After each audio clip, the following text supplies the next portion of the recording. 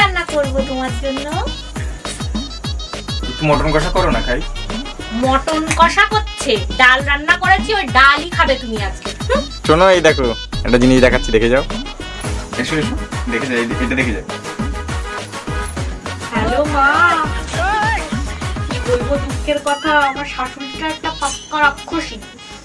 রাক্ষসীটা এখন বাড়িতে নেই, তাই এখন একটু শান্তিতে মুখে একটু ফেস প্যাক লাগিয়ে তোমার সাথে ফোনে কথা বলছি। নাহলে এতক্ষণ যদি বাড়িতে থাকতো না, এতক্ষণ আমাকে হাঁড়ি কাঠে বলি দিত, কুচি কুচি করে।